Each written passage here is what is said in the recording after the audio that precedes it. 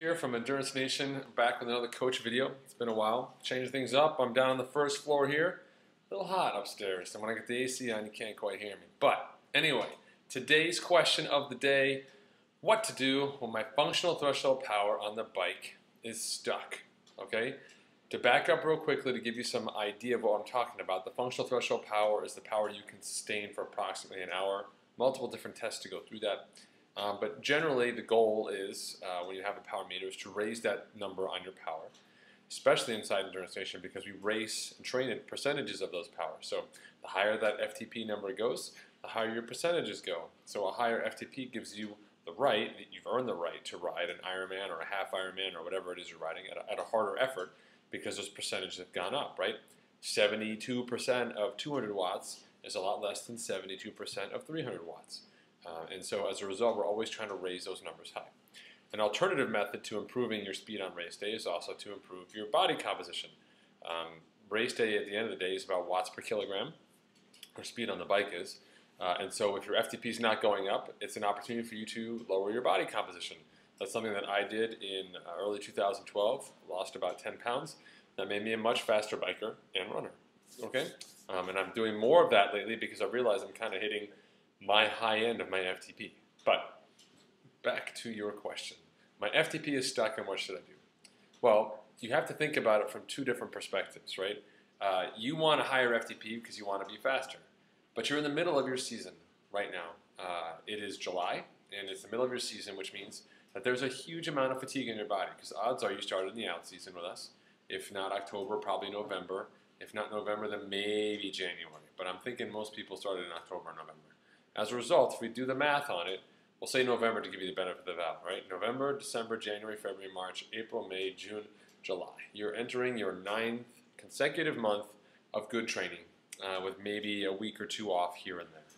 That's a lot of work in your body, and it's a lot of fatigue. It's easy to raise your FTP earlier in the year, in the out season, when we have minimal total work time and plenty of recovery time. And also because you've had some rest before that. You're changing training modes and focuses coming off of a season, and some rest into the out season is a great opportunity to see a gain in your FTP. Seeing gains in your FTP across your entire season is actually much harder. And if you look at it, most people do not improve their FTP the closer they get to their A race, because the training volume has gone up. To give you another example, it's like someone saying to me, I'm training for this eating competition where I need to eat a lot of food, but I'm trying to lose weight.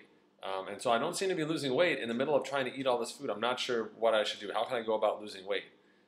And the answer to that person is the same as the answer to you. If you want your FTP to go up, the best way to do that is to stop training for an Ironman, because all of that Ironman work is taking away your ability to push that higher end of your fitness. Even inside Endurance Nation, where our training plans are focused on return on investment, and you do a lot of work at threshold, you still will have a difficult time raising your functional threshold power in the middle of your season.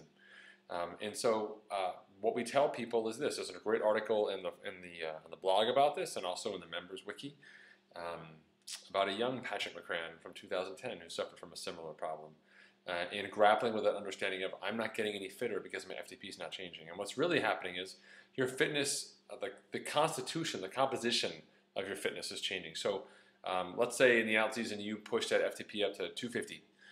Maybe January, March, you kind of saw another little bump to 255. But now you're sitting at 255, and it's 5 months later, you say, I'm still sitting at 255, this is no good. What you've really done, though, by adding all the miles in your training as you've moved into your long course season of training, is you've filled in the gap, right? So you took your FTP all the way up to here. You're filling in that gap here between, kind of your lower level fitness and that FTP across the course season. So this is getting more and more rich. You can do more work. If we looked at it in February, your 5-hour power from that 255 number, maybe it was 200 watts. But by July, your 5-hour power on that 255, it might be 220. And that has improved over time as you've added volume and continued to train and recover. But that one number, that one metric, that FTP number is not changing. That does not mean you're losing fitness. But more importantly, it does not mean that you need to change what you're doing to see improved fitness, because a higher FTP does not guarantee a better overall race. In many ways, the Endurance Nation training plans are laid out specifically in a structure that will allow you to be your best on race day. And modifying them because of travel or work considerations or whatever is totally fine. But modifying them to say the hard work that I do inside an Endurance Nation Ironman training plan is not hard enough to see the gains that I want to do. So I want to add more hard work on top of the hard work that I already have, so I'll be ready to race on race day. Doesn't work if racing on race day means you want to be really good at riding steady, you want to be rested, and you want to be as effective as possible. Those things don't work well together. They're asynchronous. Doing it in the out season or when you're training for a half iron that's just kind of a B or a C race, there's plenty of time to kind of mess around with it. But we're getting close to the big time. You know, you're driving your race car around the real track, the pit crew is there, and the last thing you want to do is pull in and ask them to overhaul the entire engine simply because you're concerned about one number on the dial.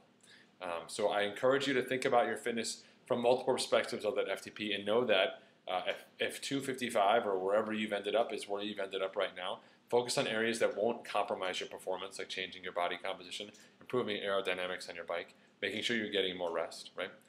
Take a look at metrics that perhaps you weren't looking at before, like your 3, 4, and 5 hour power, and see if those have in fact improved over the course of the season. Take a look at the numbers you rode last year at this same time as confirmation that you are in fact getting faster. So, you know, a 4-hour ride last year, maybe you went 60 miles, and this year you're going 72. You should be very excited about that. And know that the best time to really step on the gas and do that kind of hard work is outside the 12 weeks of race preparation.